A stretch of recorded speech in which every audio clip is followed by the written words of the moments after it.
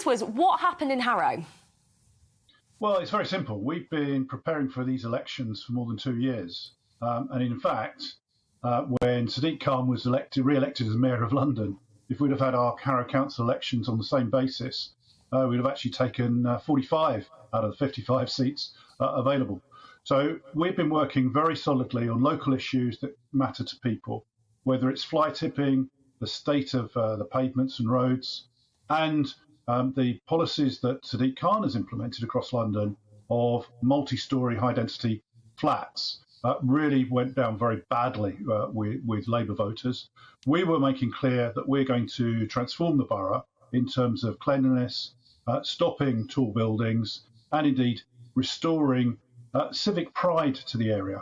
And the worst aspect, I have to say, of Harrow Council's performance has been their treatment of council taxpayers. We have the second highest council tax in London, but people get dreadful service as a result. I mean, you can't contact the council. You hang on the phone for 45 minutes if you're a customer of the council and still don't get answered. They don't answer emails.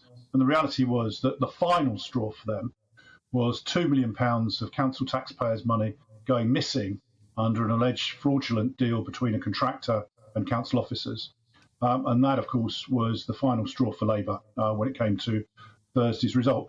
But I have to say, it's been a fantastic result in Harrow.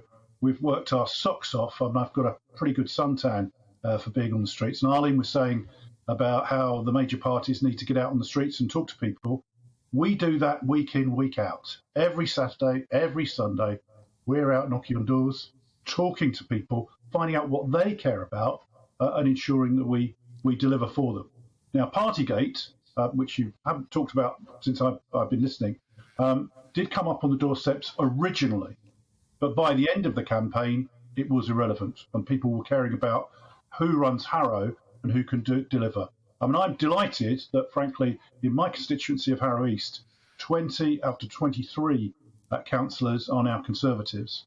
And my good lady wife came top of the poll in a so-called safe Labour area in Edgware.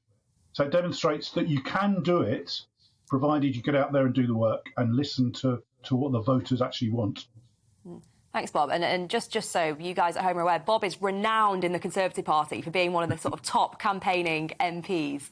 But one of the things, Bob, that I'm really jealous. One of the things I'm very curious about, though, Bob, is why such disparity in the results in London? Because Barnet, of course, right next door, had a completely different experience. What do you think went wrong there? Well, I think the problem for Barnet, and listen, I don't want to intrude on colleagues, but obviously in 2018, we had a brilliant result in Barnet because, frankly, of Jeremy Corbyn and the anti-Semitism that was rife in the Labour Party.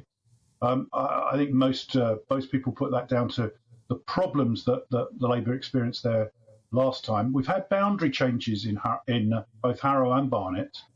In Barnet, the boundary changes disadvantaged the Conservative Party because of the way the wards were split up.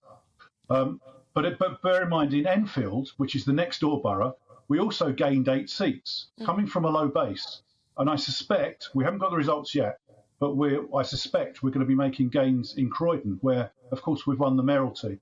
So although in London it's been a dismal picture in terms of Wandsworth, Westminster, and obviously Barnet, the key here is that it's not all doom and gloom in London for the Conservative Party, far from it. In the outer London boroughs, you're seeing the Conservative Party and, to an extent, the Liberal Democrats making advances. And that demonstrates that London is becoming a very much more divided city across the region. In fact, actually, I always say Harrow is not in the city of London. We are in the Greater London area, but actually we're an outer London borough on the edge of London and on the edge of Hertfordshire and beyond. So I think that we have to look at those results and see what actually happened and where people got the votes from.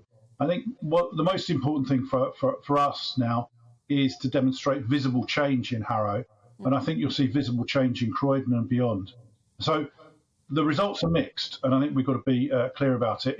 Certainly for the Conservative Party, we've always had this totemic view of Westminster and Wandsworth demonstrating that everything's okay in London when things weren't going so well. Now we've got to actually look at say, well, actually, do you know what? We can win and we can do well in areas provided we campaign on the issues that people care about.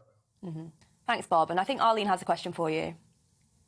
Yeah, Bob, and congratulations. We were watching very closely what was going on in London, and just in respect of that, I mean, you say that you worked very hard on the ground with your local candidates. I know Theresa Villiers quite well, and I know that she would have been doing exactly the same and campaigning very hard.